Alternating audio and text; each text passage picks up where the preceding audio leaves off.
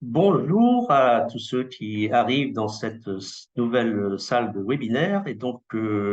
Aujourd'hui, allons aborder la thématique de l'agriculture biologique, qui sera une des deux thématiques des agro-webinaires du mardi de cette campagne. On commence par un sujet important et d'actualité, transition vers l'agriculture biologique. Comment changer d'échelle? L'animateur de ce webinaire sera Émeric Pillet, le directeur de l'ITAB. Et donc, je vais laisser la parole à Émeric pour pouvoir présenter à la fois le sujet du webinaire et les intervenants, avant de donner la parole aux intervenants. Donc, Émeric, tu as la parole. Oui, mais bonjour à tous. Tout d'abord, merci beaucoup à Grignom et à l'ACTA d'avoir retenu la thématique de l'agriculture biologique comme l'une des thématiques de cette 10e saison des webinaires. Donc, je suis Émeric Pillet, je suis le directeur de l'ITAB. Donc, aujourd'hui, on propose un webinaire intitulé Transition vers l'agriculture biologique, comment changer d'échelle. Donc peut-être que le titre peut vous sembler un peu étonnant dans la conjoncture actuelle, voire peut-être même hors de propos, mais je crois qu'il y a un consensus sur le fait qu'aujourd'hui le bio traverse une crise. Il y a pas d'ambiguïté là-dessus. Je crois que les professionnels et les pouvoirs publics s'emploient à essayer de résoudre la crise d'aujourd'hui, mais quoi qu'il en soit, il est nécessaire de continuer à se projeter, de continuer à réfléchir, à anticiper. Et au vu des enjeux économiques et environnementaux auxquels nous sommes confrontés, on pense qu'il est important de promouvoir des systèmes agroécologiquement et environnementalement performants et donc vertueux. Et donc l'agriculture biologique a toute sa place dans ces systèmes-là. Donc je pense qu'il est important de garder des objectifs ambitieux. C'est pas tant l'objectif qu'il faut discuter, mais bien le chemin pour pouvoir y parvenir. Et donc aujourd'hui, pour débattre de cette question du changement d'échelle, on vous propose trois intervenants et vous le verrez qui vont vous proposer des approches systémiques et globales. Et c'est à chaque fois, c'est des intervenants qui associent à la fois recherche, développement et formation. En premier intervenant, je passerai la parole à Natacha Sotoro, qui est agroéconomiste, qui est coordinatrice du pôle durabilité et transition à l'ITAB, l'Institut d'agriculture et d'alimentation biologique, et qui présentera une réflexion sur les conditions de l'extension de l'agriculture biologique et les leviers qui pourraient être mobilisés pour faciliter cette transition. Ensuite, en second intervenant, nous vous proposerons une intervention de Éléonore Dys, qui est doctorante à Mines Paris, qui est rattachée à la chaire comptabilité écologique d'AgroParisTech et qui s'appuiera notamment sur la thèse qu'elle est en train de réaliser et qui présentera les travaux de cette chaire, où l'objectif notamment est de proposer les systèmes comptables au service de la transition écologique. Et enfin, en dernier intervenant, on vous proposera une intervention de Thomas Nem, qui est chercheur, directeur de recherche à INRAE, qui est aussi chef du département agroécosystème et qui est co-directeur de la chaire agriculture biologique portée par Bordeaux Sciences Agro notamment, et qui présentera les travaux de cette chaire qui est nouvellement créée et qui associe recherche, développement et formation. Donc tout ça vous sera présenté en détail. Donc je ne vais pas être plus long sur la présentation des intervenants et je passe de suite la parole à Natacha Sotoro. Très bien. Donc, sans plus tarder, rentrons dans le vif du sujet, de ces transitions vers l'agriculture biologique et ce thème du changement d'échelle, alors qu'on appelle parfois extension, expansion, développement de l'agriculture biologique. Voilà, sur cette montée en puissance et cette transition écologique via cette agriculture biologique qui est définie par la norme qui la régit. Alors, vous voyez apparaître là sur ce graphe des données bien connues de l'agence bio qui signale l'évolution des surfaces engagées en bio, des surfaces en conversion et également du nombre d'exploitants engagés également en bio et du nombre de préparateurs, c'est-à-dire du nombre d'opérateurs de l'aval, amont et aval. Et on voit bien donc cette régulière progression avec par moments des paliers, mais cette régulière progression. Et on va s'intéresser aux fameux pointillés les chemins pour arriver à changer d'échelle. Alors, je ne reviens pas ici, le propos n'est pas de refaire le diagnostic des crises multiples emboîtées, et je vous invite, pour ceux qui ne l'ont pas fait, à revisionner le webinaire précédent qui rappelait cette notion, ce cadre conceptuel des frontières planétaires indispensable à intégrer. Je dirais même c'est une impérieuse nécessité d'intégrer cette notion des dépassements des frontières planétaires, et je rajouterai de penser One Health, donc santé globale. Le propos n'est pas de pointer tous les dysfonctionnements, mais ces dysfonctionnements des systèmes actuels, des problèmes de l'agriculture conventionnelle ont été largement étudiés. Je m'appuie là sur les propos d'un économiste il y a presque un quart de siècle déjà, qui pointait deux problèmes majeurs à son sens, que sont ce qu'il appelait le shading and distancing processes, à savoir effectivement une forme d'obscurcissement vis-à-vis de tous les coûts induits, de toutes les conséquences des actes de production. Donc, en fait, une forme d'externalisation des coûts environnementaux et sanitaires, donc sociaux, et de l'allongement des filières. C'est-à-dire que les produits sont devenus des commodités qui s'échangent sur des marchés et font le tour de la planète. Et donc, finalement, au vu des problématiques environnementales, comme l'a rappelé Émeric en introduction, on a véritablement une nécessité aujourd'hui de ce changement de paradigme en agriculture et également, je dirais, sur les systèmes agroalimentaires plus globalement. On a besoin de combiner des attentes à la fois productives, bien évidemment, mais également environnementales et de justice sociale. Et à cet égard, l'agriculture biologique nous semble, au vu des valeurs qu'elle porte, qui sont régies dans le règlement d'agriculture biologique qu'il a défini, les principes, je le rappelle rapidement, les principes d'écologie, d'équité, de santé, de soins, le CARE, en fait, elle nous apparaît, et au-delà, elle est caractérisée pour beaucoup d'auteurs comme étant un prototype finalement d'agroécologie qui nous permet d'étudier, je dirais, du fait d'être très étudié et très réglementé, nous permet d'avoir, je dirais, une focale particulière sur son développement. Et elle est également caractérisée et parfois mentionnée comme étant une locomotive de l'innovation. Et donc, en ce sens, des travaux se penchent actuellement sur les stratégies de développement de cet objet d'étude d'agriculture biologique comme un modèle d'agriculture dit généralisable, ou en tout cas interroge la généralisabilité, entre guillemets, de ce mode de production. Et je cite là, bien entendu, les travaux du métaprogramme INRAE, Métabio, auquel, bien entendu, on participe, un métaprogramme très interdisciplinaire, interdépartement, qui travaille donc sur les enjeux, les stratégies de développement, les freins, les verrous qu'on verra.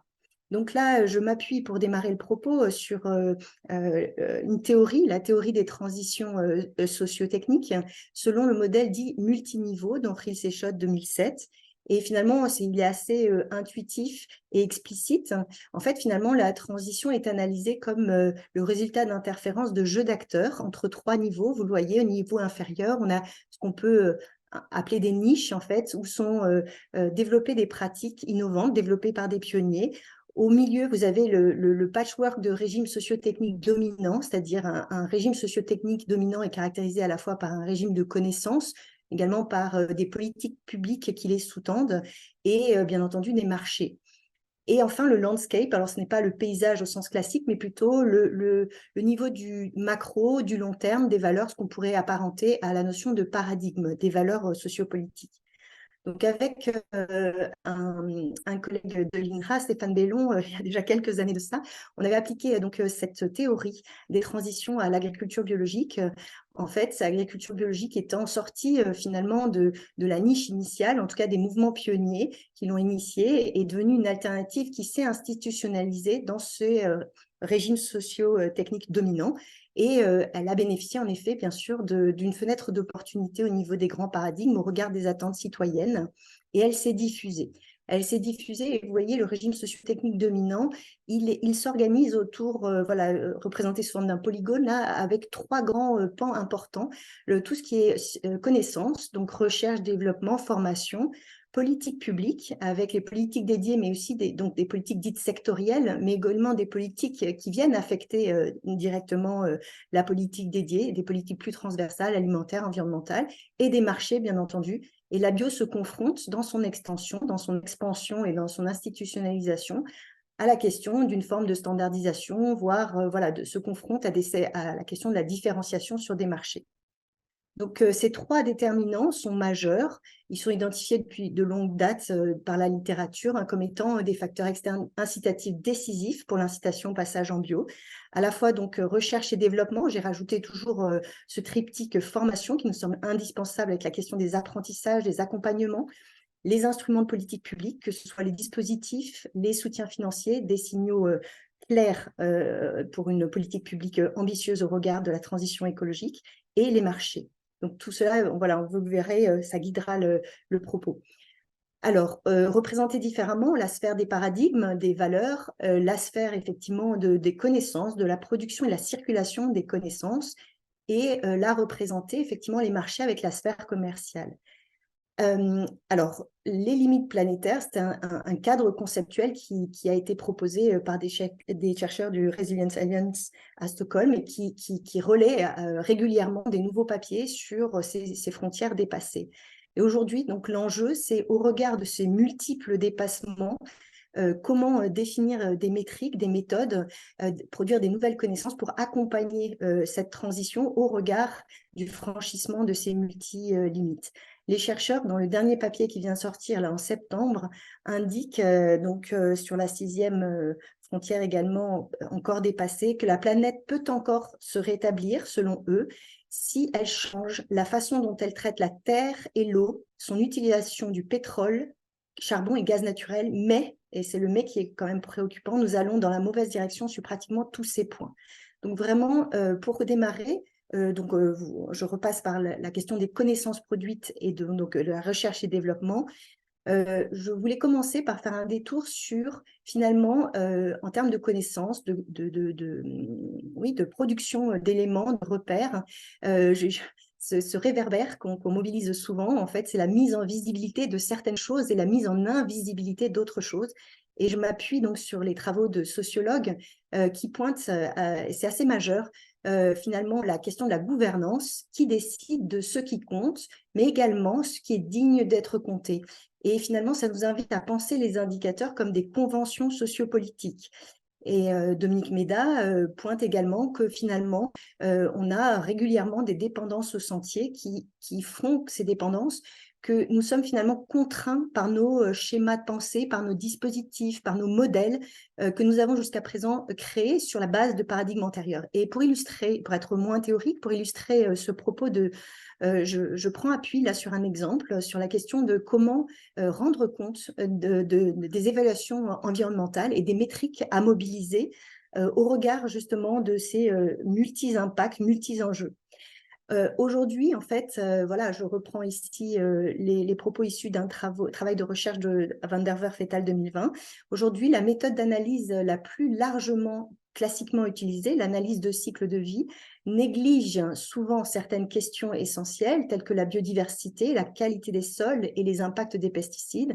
Et ceci peut conduire donc à des conclusions erronées dès lors qu'il s'agit donc de comparer agriculture conventionnelle et biologique. On voit effectivement l'importance des métriques, des méthodes.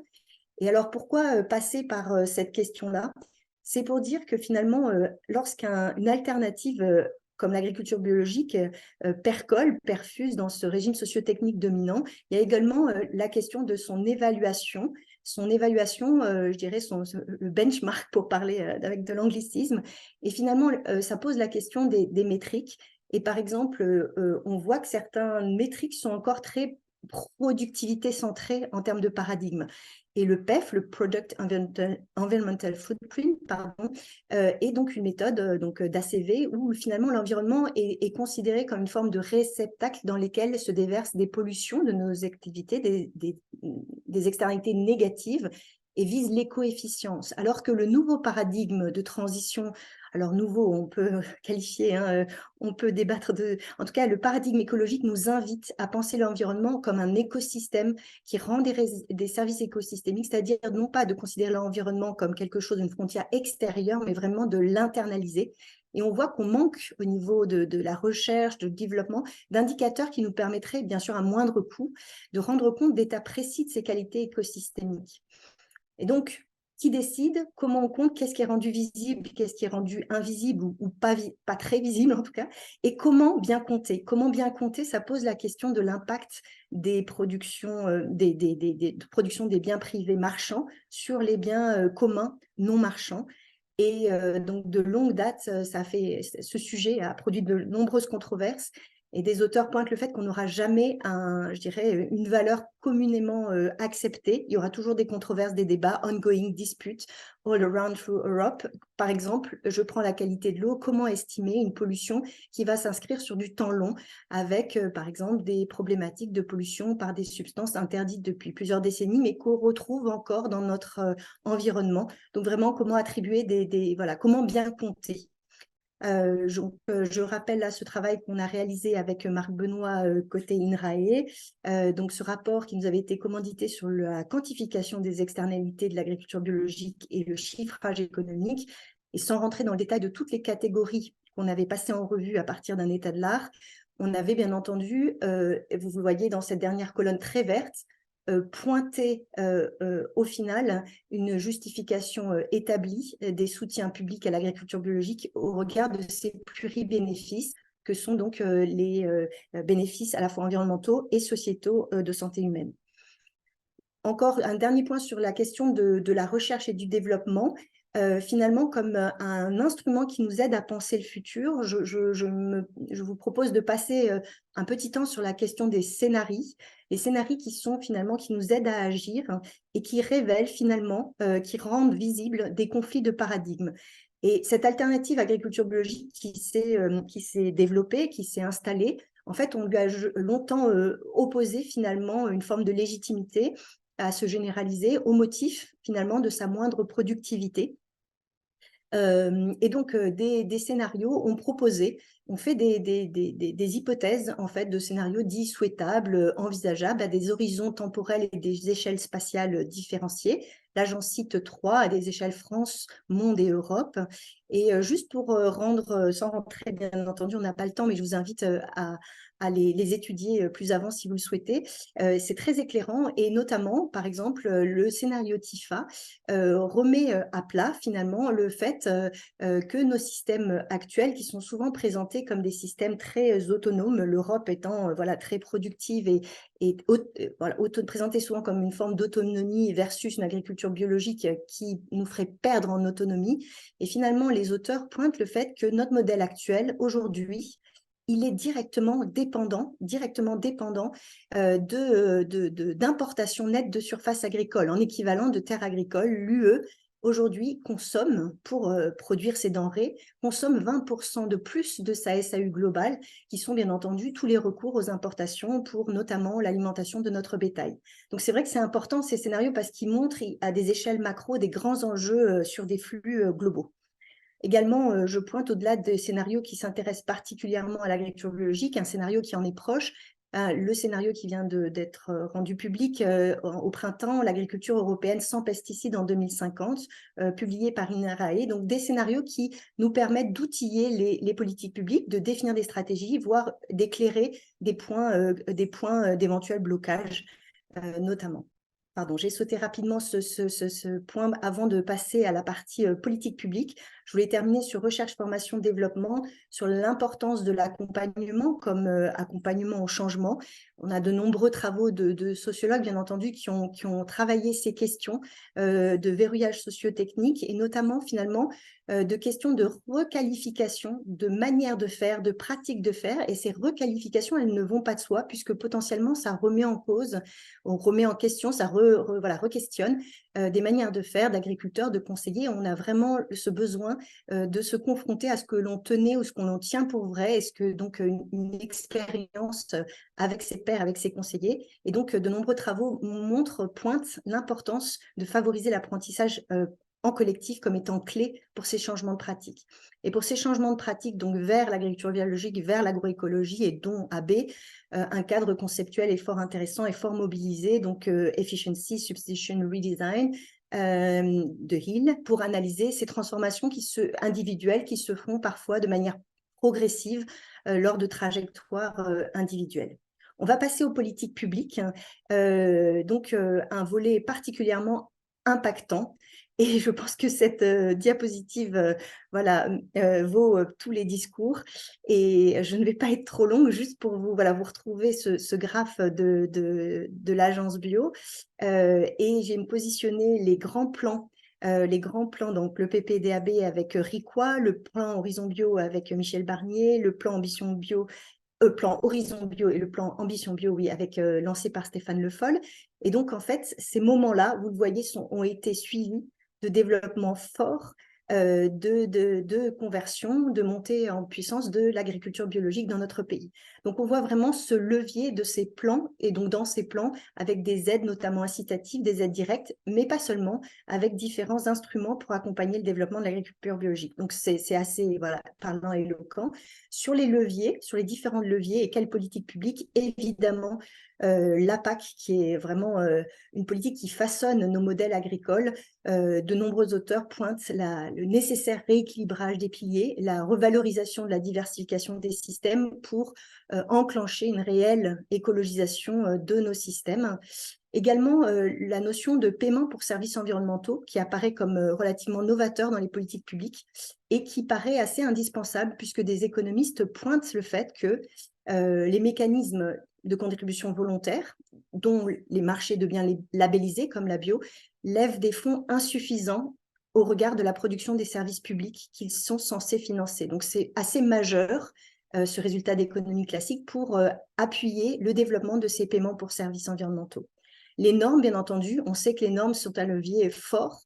Les réglementations, les cadrages, je pense ici notamment un exemple rapide mais souvent invoqué de la réglementation REACH sur les produits phytosanitaires qui, en restreignant des substances actives, rendent aussi le passage vers la bio, en fait, je dirais, plus facile, ou en tout cas, pourquoi pas moi qui commence au niveau des agriculteurs à être favorisé par des normes qui peuvent impacter au-delà de la bio, mais bien sûr plus largement. La fiscalité avec des taux de TVA différenciés, notamment au regard des atouts sociétaux de l'agriculture biologique, des propositions qui vont dans le sens d'une TVA à 0%, et à contrario, une taxation sur les polluants avec les intrants, que ce soit pesticides et engrais de synthèse. Cependant, des auteurs économistes pointent la question de l'acceptabilité en termes de difficultés liées à cette taxation des polluants vis-à-vis de potentielles distorsions de concurrence. Différents outils également à actionner, des outils d'ordre juridique tels que par des collectivités, donc des baux environnementaux, des réserves de foncier allouées à l'agriculture biologique, mais également la commande publique qui peut être actionnée avec notamment la restauration hors domicile. On voit bien ici qu'on a une panel de dispositifs, que ce soit privés et ou publics, qui peuvent être mobilisés, s'articuler pour favoriser cette transition. Et je rajouterai au-delà des dispositifs, alors ça peut paraître futile, mais ça me semble très important. On a besoin, sans mauvais jeu de mots, mais d'une ambition, à savoir voilà, un portage et un cap, une cohérence des messages en faveur de la transition écologique et une vision voilà, pour je dirais, affirmer et lever des incertitudes au niveau des dispositifs d'appui. On va passer donc au marché, troisième levier fort, et à la demande.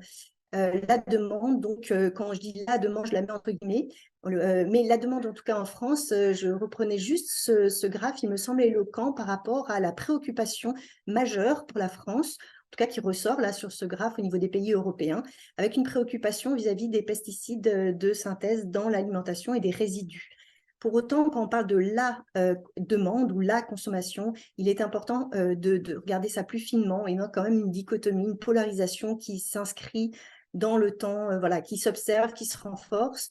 Je ne vais pas rentrer dans tous ces éléments, ils sont bien connus et les médias nous les rappellent régulièrement, mais depuis 2020, donc des bureaux d'études avaient pointé le fait que le tiers de consommateurs français cherchaient à économiser pendant ces courses, donc avec vraiment quelque chose autour d'une forme, et à contrario, pardon, des consommateurs avec des revenus plus élevés qui sont vraiment, qui se concentrent sur la santé, qui disent dépenser encore davantage en produits écologiques.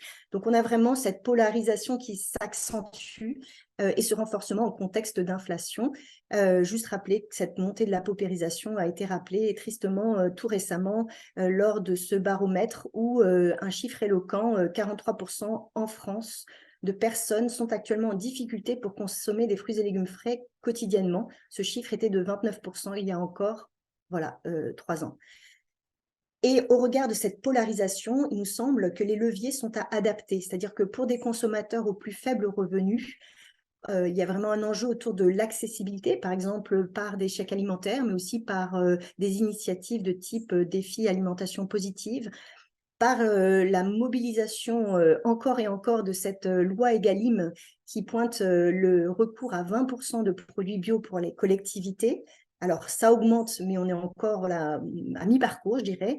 Et pour les consommateurs ayant un consentement à payer plus élevé, on l'a vu avec des attentes renforcées autour de la bio, avec une bio plus. Je cite des leviers qui, la notion de clarification au regard des flous de certains autres labels. Et je pense que l'étude INRAE qu'on attend tous donc pour 2024 apportera justement du discernement vis-à-vis de ces atouts respectifs des différentes allégations, labels, pour ces consommateurs-là, et plus globalement, bien entendu. Et des initiatives sont en cours actuellement. Je cite par exemple le label FNAB qui propose des critères additionnels pour répondre à des attentes sociétales renforcées en agriculture biologique au-delà du règlement actuel. Enfin, on peut également pointer, et ça est beaucoup cité, le levier de la communication renforcée sur les bénéfices de la bio, mais pour autant, je reprends volontiers cette formule, il y a une forme de naïveté à penser que même en accordant quelques millions d'euros à promouvoir des régimes alimentaires et des régimes agri-alimentaires sains, qu'on pourra, entre guillemets, faire opposition ou contrecarrer finalement la tendance inverse très forte qui est soutenue par des milliards d'euros à contrario. Et donc, pour finir, je ne résume pas tous ces leviers et je vous propose juste une petite ouverture, et pour ne pas dépasser mon temps, une petite ouverture dans le cadre de cette expansion, développement de l'agriculture biologique. Je m'appuie sur des travaux d'un écologue qui positionne donc en abscisse la durabilité long terme, en ordonner le rendement court terme. Et donc, j'ai positionné l'agriculture biologique et l'agriculture conventionnelle qui évoluent, bien entendu, avec des propositions, des promesses. Et donc, la question, c'est comment, au regard de ce changement d'échelle, comment la bio va évoluer. Alors, les bio, devrait-on dire, bien entendu, et comment, comment elle coexiste avec un monde qui évolue également. Et on a de nombreuses initiatives, on pourra en discuter tout à l'heure. La bio peut être, ou les bio, encore une fois, peut être invité à se déployer avec des tensions entre recherche d'une forme de simplification, accélération, ce que certains auteurs nomment la conventionnalisation, et à contrario, bénéficier d'une complexification, d'une diversification d'exigences supplémentaires renforcées pour accroître à la fois durabilité long terme et productivité. Voilà, je vous remercie pour votre attention. Merci beaucoup, Natacha. Merci beaucoup de cet exposé très intéressant. Donc, on a bien vu l'importance des métriques pour évaluer les différentes facettes de la production agricole. Je vous propose de donner la parole à Éléonore Dys, de la chaire de comptabilité écologique d'AgroParisTech, qui va développer ce nombre d'aspects. Oui, merci beaucoup. Donc, je suis ravie de pouvoir partager avec vous un aperçu des travaux qu'on mène au sein de la chaire comptabilité écologique. On travaille sur différentes échelles de systèmes comptables pour pouvoir penser l'intégration des enjeux environnementaux et écologiques, notamment aux activités humaines.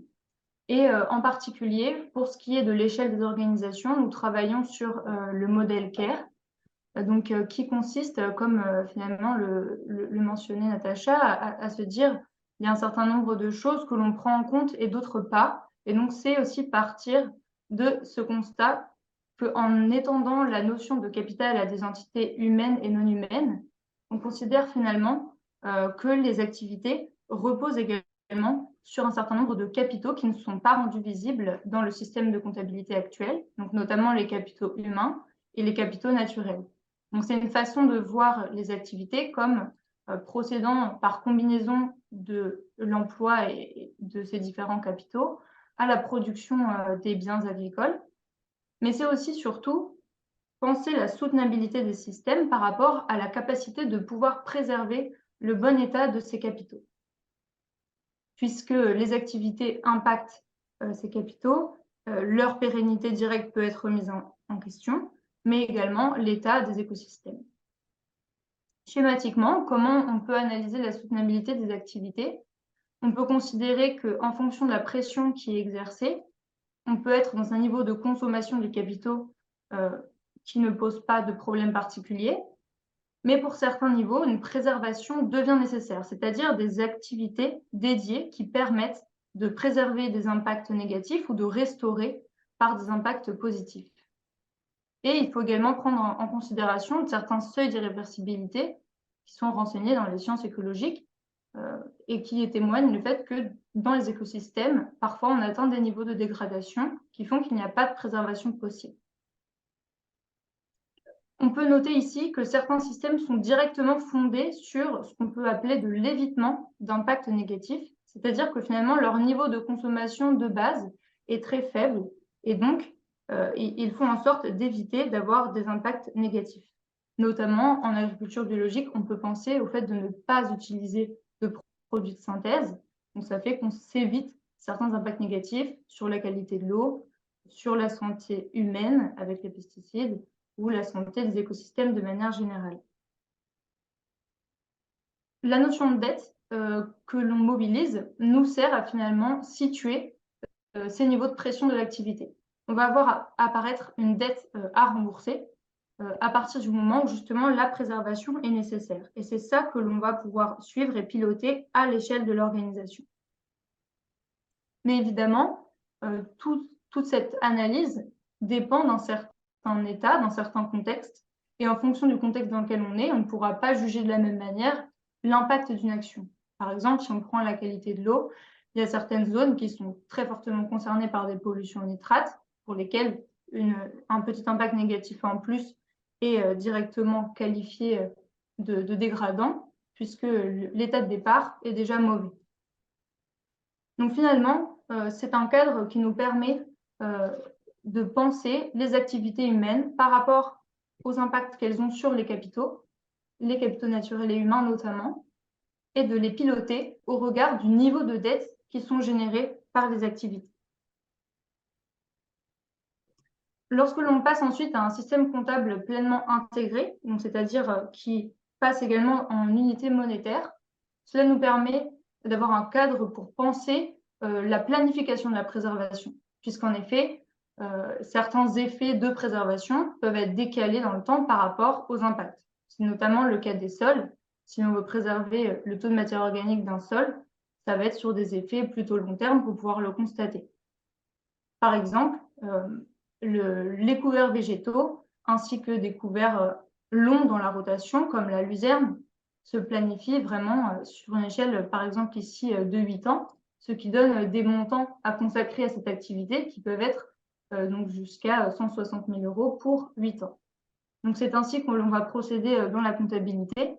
On va venir représenter au passif du bilan la dette que l'on a envers le sol pour venir préserver sa fertilité. Un autre intérêt de cette approche intégrée monétaire, c'est de pouvoir mettre en évidence donc ces dépenses nécessaires pour la préservation des différents capitaux, qu'ils soient naturels ou humains. Et donc de montrer que la préservation nécessite bien des actions et donc des dépenses. À partir de là, on peut également penser en quoi ces coûts de préservation sont pris en charge ou pas jusqu'au prix. Et donc c'est toutes les réflexions autour du juste prix qui intègrent cette bonne préservation des capitaux. Et c'est également une façon de s'intéresser au modèle d'affaires et de se demander s'il génère suffisamment de revenus, c'est-à-dire si la structure des revenus permet de couvrir l'ensemble des coûts nécessaires à ce fonctionnement dans ces conditions de préservation. Dès lors, on peut penser l'analyse de la soutenabilité du modèle, d'abord en s'intéressant à réduire les impacts négatifs, puisque si celui-ci ne permet pas de supporter l'ensemble de ces coûts, alors il faut peut-être se demander comment réduire dès le départ les impacts négatifs. Il s'agit aussi de considérer les actions de préservation qu'il faudrait prévoir et peut-être envisager un changement plus systémique des activités. Et évidemment, tout ça, ça peut quand même nécessiter un certain nombre d'actions à prévoir. Il va s'agir donc pour cela d'outiller également de manière collective cette transition. Donc on met en évidence qu'il y a certains coûts à supporter, notamment pour produire l'information portant sur l'état des écosystèmes. Natacha a pu mentionner qu'on est parfois en manque d'informations dans certains cas, mais ils sont nécessaires pour pouvoir avoir un pilotage qui s'appuie sur des données. Ça va être aussi évidemment des connaissances, des compétences et éventuellement du matériel nécessaire à la mise en place de certaines pratiques. Puisque finalement, tout cela nous pose la question de la responsabilité qui peut être partagée, le fait que le système agricole actuel ait été construit pour répondre à certains objectifs, dès lors que l'on se rend compte que l'on veut un fonctionnement qui, dès le départ, prévale des impacts négatifs. Faire évoluer ces modèles relève aussi une forme de responsabilité partagée, d'où l'importance des politiques publiques. Enfin, pour finir, développer ces systèmes d'information se font aussi dans un cadre collectif. Donc, à notre échelle, nous travaillons dans différents programmes de recherche avec des agriculteurs, mais aussi des conseillers. C'est vrai que c'est quelque chose d'important pour les changements de paradigme. Tandis que la chaire comptabilité écologique travaille ces trois échelles, organisation, écosystème et comptabilité nationale, pour penser la soutenabilité forte de nos activités. Je vous remercie de votre attention. Merci beaucoup. Merci beaucoup pour cette présentation. On a bien vu tout à l'heure aussi l'importance de la recherche, de la formation dans l'évolution des pratiques. Et donc, je propose à Thomas Nem de présenter notamment les travaux de la chaire agriculture biologique. Oui, bonjour. Donc, alors, attendez, je vais me mettre en mode plein écran. Voilà. Bonjour, donc je vais vous présenter effectivement cette chaire agriculture biologique et le rôle qu'elle a pour la transition vers l'agriculture biologique, en précisant que je suis donc co-titulaire de la chaire aux côtés de ma collègue Isabelle Masneuf et avec l'appui de notre chef de projet Pauline Toll. Donc, peut-être la chaire partenariale agriculture biologique en quelques mots, elle est née d'une première idée lancée en 2016-2017 à l'époque du plein développement de l'agriculture biologique, qui est peut-être plus exactement le même contexte que celui qu'on a aujourd'hui.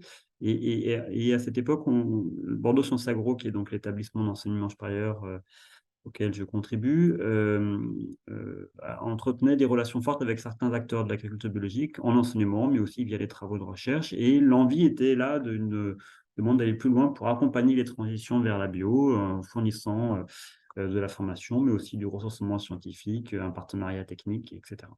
Et la chaire a été lancée donc fin 2021, plus officiellement au printemps 2022, avec comme principe général, c'est le cas de toutes les chaires partenariales, le rapprochement des acteurs de l'enseignement supérieur et de la recherche avec les acteurs économiques, afin d'œuvrer en commun dans le principe de l'intérêt général et dans le cadre qui est très encadré du mécénat. Donc la chaire agriculture biologique, elle vise à rapprocher les acteurs économiques de l'agriculture biologique, d'une part, avec Bordeaux Sciences Agro et INRAE, d'autre part, afin d'accompagner le développement de la bio, et j'expliquerai ce qu'on entend par accompagner le développement de la bio dans les diapositives suivantes. La chaire, elle a une envergure régionale, centrée sur la région Nouvelle-Aquitaine. Elle rassemble une dizaine de mécènes, dont vous voyez les noms apparaître ici, qui sont divers dans leur taille, dans leur positionnement également, en termes d'orientation de production. On a les acteurs de la production, de la transformation, de la commercialisation. Et puis, aux côtés des mécènes, donc on a les partenaires que sont Bordeaux Sciences Agro, l'Université de Bordeaux et sa fondation Bordeaux Université, et puis INRAE avec l'appui que nous offre Interbio Nouvelle-Aquitaine. Alors, quelles sont les activités de la chaire? 3. Favoriser l'émergence et l'exploration d'une question de recherche et développement, organiser des événements de vulgarisation scientifique, et puis structurer une offre de formation initiale et continue, sachant que nous nous sommes définis un ensemble de thèmes de travail centrés sur les questions de fertilité des sols, changement climatique, adaptation, atténuation, mais aussi préservation de la biodiversité dans les systèmes agricoles, donc des thèmes relativement agronomiques, mais aussi un thème de travail sur la résilience des fermes en agriculture biologique, sur la consommation des produits biologiques, et puis un thème plus transversal au sujet de la formation qu'on a qualifié par et pour l'agriculture biologique et que je développerai dans ma dernière partie. Alors, en quoi la chaire se positionne comme un acteur pour accompagner le développement de l'agriculture biologique? Eh bien, tout d'abord par le fait de contribuer à la vulgarisation scientifique, c'est-à-dire pour nous, rendre accessibles les travaux de recherche académiques menés par les chercheurs ou les enseignants-chercheurs auprès des acteurs de l'agriculture biologique, au sens large, c'est-à-dire les mécènes, mais aussi plus largement. C'est également offrir un lieu d'interface, un lieu d'échange entre les enseignants-chercheurs et puis les acteurs économiques, notamment les mécènes. Et puis, c'est enfin préparer, incuber des projets de recherche plus ambitieux qui seront portés dans nos unités de recherche, éventuellement en candidatant ensemble auprès de guichets de financement. Et donc, nous avons 2 modalités pour ça, ce qu'on appelle les webinaires et puis ce qu'on appelle le séminaire annuel. Alors, les webinaires, vous en avez juste ici une petite illustration de notre calendrier de webinaires pour l'année 2023-2024. On vient de terminer un webinaire autour des sols vivants qui consistait à comprendre ce qu'on entend par là. On aura un webinaire sur les questions de fertilité des sols au sujet de la fixation d'azote par les légumineuses en agriculture biologique. Et puis, d'autres webinaires qui sont à suivre et que je ne vais pas développer parce qu'on va manquer un petit peu de temps. Le deuxième outil, ce sont les séminaires. Donc, on en organise un par an, peut-être 2 si on a les moyens d'aller un peu plus loin. Donc, le dernier séminaire qu'on a organisé s'intitulait « Biodiversité et agriculture biologique se rendent-elles des services mutuels ?» avec là l'idée d'associer à la fois l'expertise de chercheurs reconnus dans le domaine. On avait invité notre collègue Adrien Ruche, et puis des apports complémentaires, notamment apportés par les mécènes, et un vrai temps d'échange avec les participants, et puis un temps aussi de restitution des résultats du webinaire sous cette forme graphique là, que vous pouvez retrouver également sur le site et la page LinkedIn de la chaire agriculture biologique. Et puis, le deuxième grand axe d'accompagnement, c'est le fait de mener des travaux de recherche et développement pour donner un prolongement sous forme de R&D à des travaux de recherche plus académiques. C'est aussi mobiliser les mécènes et les partenaires de la chaire dans une logique de co-construction de projets pour revenir vers l'intérêt des mécènes pour la chaire. Et puis, c'est enfin mobiliser, impliquer des étudiants dans le montage et la conduite de ces travaux de R&D. Donc là, on a 2 outils classiques que sont les stages de niveau master et puis les projets tutorés d'étudiants. Je vous ai mis ici une petite illustration de ces projets tutorés pour l'année 2023-2024 qui consiste à travailler sur la diversité des dénominations ou des labels de l'agriculture biologique en s'interrogeant sur le fait qu'il s'agisse ou pas d'un moyen pour relancer la consommation du bio en France, un thème de travail autour de la disponibilité locale en ressources fertilisantes pour l'agriculture biologique, notamment dans des scénarios de développement, de massification de l'agriculture biologique. Et puis enfin, un thème de travail autour du potentiel de stockage de carbone des sols, dans les sols conduits en agriculture biologique. Et puis le dernier axe, c'est l'accompagnement de la bio par la formation à l'agriculture biologique, dont l'objectif est d'appuyer la montée en compétences des acteurs en formation initiale ou en formation continue. C'est aussi de mobiliser les mécènes et leur expérience pour venir témoigner, enseigner devant les élèves ingénieurs. Et puis c'est enfin réfléchir collectivement à la structuration d'une offre de formation à l'agriculture biologique de niveau ingénieur. Donc pour ça, on s'appuie sur des modules de formation très classiques, existants ou déjà à construire, sur une réflexion collective à l'échelle de la chaire au sujet de l'offre de formation qu'il faut bâtir pour satisfaire ou pour venir en appui aux besoins du marché de recrutement. Et puis c'est enfin l'animation d'une réflexion pédagogique au sein de Bordeaux-Sancerre. Alors, peut-être avant de développer plus avant cette dimension enseignement, juste pour vous signaler que la chaire produit également une newsletter. Donc, si vous souhaitez être tenu au courant des activités de la chaire, vous pouvez bien sûr nous faire signe pour recevoir cette newsletter. Donc, peut-être pour terminer, un mot sur la contribution de la chaire à l'enseignement sur l'agriculture biologique. Tout d'abord, peut-être pour dire que pour nous, enseigner à l'agriculture biologique, ça veut dire enseigner par ou pour l'agriculture biologique. Et enseigner pour l'agriculture biologique pour accompagner les besoins de recrutement, plutôt de niveau ingénieur, cadre, que peuvent avoir les acteurs économiques, les acteurs institutionnels, donc formés pour la bio, spécifiquement pour ce secteur du marché. Mais c'est aussi formé par l'agriculture biologique afin d'apprendre les principes agroécologiques de conduite des cultures et des élevages qu'on a dans les systèmes en bio, afin de comprendre l'organisation des filières et des marchés qui sont assez spécifiques à l'agriculture biologique, mais qui peuvent être d'intérêt de façon plus générale, afin également d'analyser les systèmes alimentaires de la fourche à la fourchette tels que les acteurs de l'agriculture biologique la pensent en général. Et puis, c'est enfin formé par la bio, en voyant la bio comme un prototype d'agriculture durable qui peut être soumis à une forme d'analyse critique, ce qui obtient un outil de formation de nos ingénieurs. Et donc, les modalités, c'est une interrogation des mécènes sur leurs besoins, puis c'est une réflexion pédagogique que j'ai évoquée, menée au sein de Bordeaux Sciences Agro, mais qui a vocation à être partagée plus largement. Donc, le constat partant du fait qu'on a beaucoup de formations techniques de niveau CAP jusqu'au niveau licence pro, qu'il y a bien sûr des modules souvent optionnels sur la bio dans plusieurs organismes d'enseignement supérieur, mais qu'on n'a pas de formation dédiée au niveau master en France, contrairement à nos grands voisins européens, l'Allemagne, l'Autriche, les Pays-Bas et d'autres. Et donc, on a fait plancher au printemps dernier les acteurs et les mécènes de la chaire au sujet de leurs besoins de recrutement spécifiques dans les entreprises de l'agriculture biologique, en classant un peu les différents besoins selon le niveau de formation attendu, du niveau Bac+2 au niveau Bac+8, et puis en fonction également du niveau de spécialisation à l'agriculture biologique, de peu spécialisé à très spécifique à l'agriculture biologique. Et donc, on a identifié une série de métiers que je ne vais pas développer, sachant qu'on les a ensuite décortiqués avec les mécènes. Donc, c'est un travail qui est en cours. Et puis, de même, on s'interroge sur, au-delà des attentes des mécènes, comment structurer la formation à l'agriculture biologique avec 3 scénarios possibles qui consistent à soit construire un parcours bio dès la première année et au fil des 3 années de formation du niveau ingénieur à Bordeaux Sciences Agro, donc avec des modules tagués agriculture biologique que les étudiants peuvent choisir. Ou alors une spécialisation par apprentissage consistant à passer du temps lors des périodes de stage dans les entreprises orientées vers l'agriculture biologique. Et puis un troisième scénario qui consisterait à imaginer une spécialisation sur l'agriculture biologique complètement transversale à l'échelle de l'établissement, donc une formation en 1 an sur l'agriculture biologique. Voilà, donc c'est un travail en cours, je ne vais pas aller plus loin parce qu'il est encore en cours de construction, mais il aura vocation à être partagé par la suite. Voilà, je vous remercie pour votre attention. Merci beaucoup à tous les 3. Alors, il y a beaucoup de questions. Alors, il y a des questions dans le chat, mais on essaiera de les récupérer. Ces questions, donc, la partie questions-réponses. Notamment, il y a des questions sur des questions sur l'accompagnement, la formation. Donc, il y a des réponses directement dans le chat. J'ai vu qu'il y a des numéros de téléphone qui ont été échangés de conseillers en agriculture biologique. Donc, effectivement, il y a les chambres, il y a les GAB, il y a un certain nombre d'organismes qui peuvent accompagner. Il y a aussi une question pour Thomas Nem par rapport, ça a été répondu en partie à la fin, à qui s'adressent ces différentes formations ou ces différents webinaires?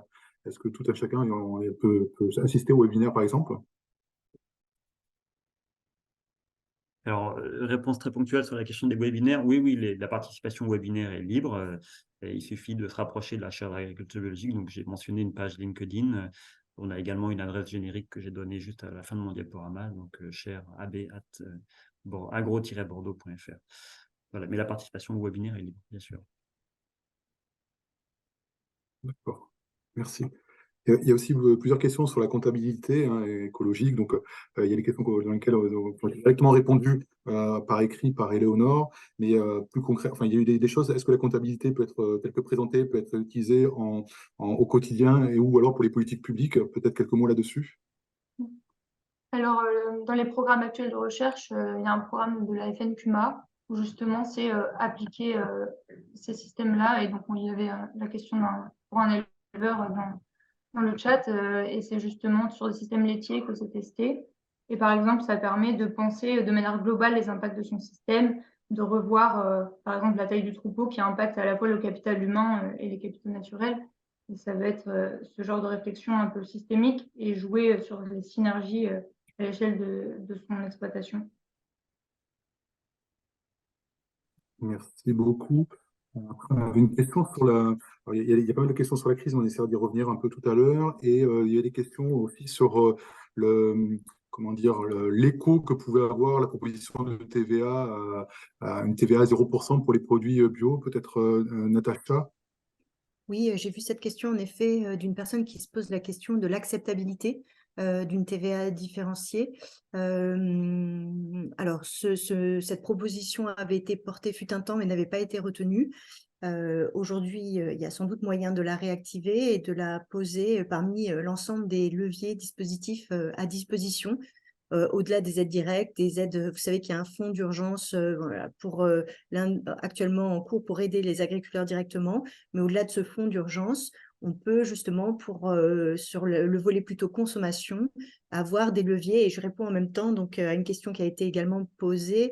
Je vous invite peut-être à revisionner, mais en effet, sur les leviers par rapport à la consommation, on a quand même pas mal d'initiatives sur les personnes ayant des consentements à payer plus fragiles, plus limités, sur notamment des propositions de chèques alimentaires, des familles à défi alimentation positive, un peu sur le mode de ce qui se fait au niveau énergie, pour justement accompagner des publics qui ne s'autorisent même pas à penser que la bio peut être pour eux, pour ce public, pour elles, pour ces personnes. Donc voilà, c'est des initiatives en vue finalement de casser l'image de cette bio qui pourrait être réservée à des personnes avec consentement à payer supérieur. Donc voilà, pour répondre à cette question-là, moi, je ne veux pas monopoliser, j'ai déjà pris plus de temps que mes collègues donc, sur les autres questions. Je reviendrai sur la formation. Je vois, il y a une question sur la difficulté de recruter des étudiants en licence pro sur l'agriculture biologique. Est-ce que le potentiel a déjà été mesuré au niveau de Bordeaux Sciences Agro sur les étudiants qui seraient intéressés pour participer à des modules ou à une formation plus spécifique sur la bio? Non, on n'en est pas encore tout à fait là, dans la mesure où on n'a pas structuré une offre de formation qu'on aurait pu soumettre à l'avis des étudiants. Bon, néanmoins, on a un peu de recul. On a un module agriculture biologique qui existe depuis une grosse dizaine d'années, qui est un module optionnel que les étudiants choisissent chaque année régulièrement. On a chaque année une trentaine d'étudiants qui participent à ce module, qu'il s'agisse d'étudiants de Bordeaux Sciences Agro ou d'étudiants étrangers en mobilité entrante. Donc, il y a un vrai intérêt des étudiants pour la formation à la bio. Quant à savoir s'il y aurait un intérêt pour une formation de niveau Master 2, enfin niveau ingénieur spécifiquement sur l'agriculture biologique, là, c'est évidemment une étude qu'il faut approfondir. De tels modules de formation, enfin de telles formations de Master 2 existent à l'étranger, hein, comme je l'ai mentionné, depuis maintenant de nombreuses années. On fait le pari que ce type de demande peut exister, mais ça demande à être consolidé, évidemment. D'accord, merci beaucoup. Après, il y a des questions qui tournent autour de l'agriculture biologique, agriculture locale, agriculture biologique et HVE. Je ne sais pas qui veut dire deux mots sur ce dilemme ou cette confrontation ou cette coexistence. Thomas, peut-être? Non? Ou Natacha? Oui. Comme effectivement, ça a été un élément identifié comme à l'origine aussi de ce désamour, à savoir effectivement une forme de confusion dans le foisonnement d'allégations, de propositions, que ce soit du HVE, du ZRP, zéro résidu de pesticides et autres. Et c'est aussi la raison pour laquelle actuellement a lieu cette démarche d'affichage environnemental des produits pour créer du discernement. Et aussi, je citais l'étude INRAE en cours pour vraiment positionner les atouts respectifs des différents labels au regard finalement de leurs promesses, de leur cahier des charges et des résultats dans la vraie vie. Voilà. Donc, quelque part, oui, c'est identifié comme étant, avec l'inflation, comme étant un élément perturbateur dans la montée, dans l'extension, le changement d'échelle de l'agriculture biologique. Il faut savoir qu'actuellement, dans d'autres pays européens, puisqu'on est dans le cadre d'un projet européen avec des partenaires qui travaillent sur le développement de la bio, Organic Target for Europe, d'autres partenaires européens font également le constat, je pense notamment à des Allemands, d'une difficulté au regard de l'inflation, qui rattache directement au regard de l'inflation. En Allemagne, voilà, il n'y a pas cette démarche de HVE, haute valeur environnementale, n'étant pas déployée outre-Rhin. Et donc, finalement, la raison majeure évoquée reste là très fort la question du pouvoir d'achat et de l'inflation et des arbitrages faits, bien entendu. Il y a plusieurs questions sur la crise actuelle, sur les risques de déconversion, sur les difficultés techniques au bout d'un certain temps. Et donc, du coup, c'est peut-être un peu ce que je disais en introduction, c'est cette impression peut-être de décalage entre le sujet d'aujourd'hui où on essaie de se projeter et puis effectivement la situation actuelle. Alors on nous demande un peu comment on analyse ça et comment on- comment éventuellement on contribue à la résolution de la crise. Est-ce que certains veulent dire un mot? Voilà, je veux pas encore une fois, mais si pour rebondir à une des questions qui a évoqué le côté structurel versus conjoncturel, je pense malgré tout qu'on est quand même dans une conjoncture, hein. On est quand même dans une conjoncture actuelle, enfin vraiment spécifique au regard de cette forte poussée de l'inflation.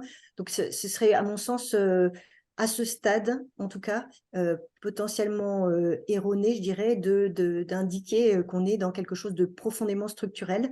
Et voilà, encore une fois, alors pour répondre à ce court terme, puisqu'il ne faut pas ignorer cette crise-là, au regard des leviers plutôt moyen terme et plutôt avec une analyse globale qui a été présentée, je dirais qu'il faut encore plus, pour passez-moi l'expression, mais mettre le paquet vis-à-vis de ces différents leviers et que c'est justement parce qu'on est dans une crise, enfin, on sait bien hein, que les messages environnementaux sont toujours moins audibles lors de moments tendus sur les aspects économiques. Donc, au vu des urgences environnementales, on se doit finalement d'encore plus au niveau des politiques publiques mobiliser de tous ces différents leviers qui ont été listés, évoqués et bien entendu, si la liste n'était pas exhaustive, on peut en concevoir d'autres. Oui, et peut-être je peux me permettre Je t'en prie. de prolonger un peu la réaction. Effectivement, donc, la consommation des produits biologiques traverse un trou d'air pour les raisons que Natacha a évoquées, hein, enfin, une multiplication des allégations, des labels, mais aussi une crise de pouvoir d'achat, l'inflation, etc. Enfin, on connaît le contexte. Et pour nous, acteurs de l'enseignement supérieur et de la recherche, ça ne doit certainement pas nous faire dévier d'un objectif de recherche à plus long terme, de construction de solutions à plus long terme, c'est-à-dire vraiment sur plusieurs années, plusieurs dizaines d'années. Je pense que si on ne le faisait pas, on nous le reprocherait fortement. Et donc, voilà, et bien sûr, il faut tenir compte de cette situation conjoncturelle, mais il faut aussi, en quelque sorte, préparer l'avenir. Tout à fait. Alors, peut-être pour rebondir aussi, c'est qu'actuellement, il y a une réflexion sur le nouveau plan Ambition Bio qui est en cours de réflexion. Et il y a bien deux étages, quelque part, à la fusée. Un étage très court terme pour essayer de solutionner les problématiques actuelles. Et c'est ce que je rebondis tout à fait sur le fait de ne pas s'empêcher. Il ne faut surtout pas, hein, il faut pas oublier de réfléchir à moyen terme et à long terme sur un certain nombre d'actions et de points de recherche parce que ça pourrait être pénalisant par la suite.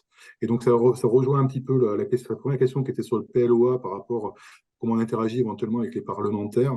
Ça fera peut-être l'objet de conclusions comme ça, c'est-à-dire qu'en tant qu'acteur de la recherche, de la formation et du développement, on participe plutôt en amont et on travaille, on contribue aux différents groupes de travail, on produit un certain nombre de documents que l'on met, des études et autres, que l'on met à disposition et qui permettent de contribuer au débat public.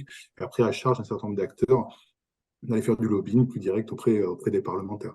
Mais cet aspect-là d'objectiver et de mettre à disposition un certain nombre d'études et d'analyses, c'est tout à fait dans notre rôle et c'est tout à fait ce qu'on fait. Je sais pas si, Peut-être, Émeric, il y a une dernière question concernant les semences, et je pense que c'est une problématique importante en agriculture bio. Une question de Marion, la disponibilité des semences biologiques issues de sélection en AB sont une vraie problématique en France et en Europe. Est-ce que les rendements sont corrélés à la diversité variétale? Donc là, peut-être Thomas a des éléments de réponse ou Natacha. Oui, alors Vas-y, sur Thomas. la question des semences, effectivement, c'était une forme de goulot d'étranglement, hein, la production de plants et de semences spécifiques pour les filières de l'agriculture biologique, enfin de la production végétale en agriculture biologique. C'est un goulot d'étranglement, donc il s'agit effectivement d'élargir un peu la gamme des variétés proposées, la gamme des plants disponibles, etc. Et puis en réponse spécifiquement à la question, on ne peut pas tout à fait dire que les rendements sont corrélés à la diversité variétale, c'est un peu plus complexe que ça. La diversité variétale est un facteur parmi d'autres qui explique les rendements. Par contre, ce qui est sûr, c'est que la diversification des systèmes agricoles est quand même un facteur de stabilité, de résilience des niveaux de production. Un certain nombre de faits scientifiques s'accumulent pour étayer cette hypothèse. Et donc, voilà, préserver une forme de diversité variétale, c'est quand même une façon de préserver les régulations naturelles dans les écosystèmes agricoles et plus largement une forme de stabilité, de résilience des niveaux de rendement. Merci beaucoup. Il est 59. Merci beaucoup tous les quatre pour ce premier webinaire de l'année sur l'agriculture biologique. Et donc, on va clore en vous rappelant que nous avons du coup une semaine sur deux le thème agriculture biologique. La semaine prochaine, on reviendra sur la question de la sobriété et ce sera sur la diminution, la réduction de la consommation d'énergie en agriculture avec deux filières qui présenteront deux représentants de filières qui présenteront leurs expériences. Je vous souhaite à tous une bonne semaine et à la semaine prochaine pour ceux qui seront là. À bientôt, bonne semaine. Au revoir.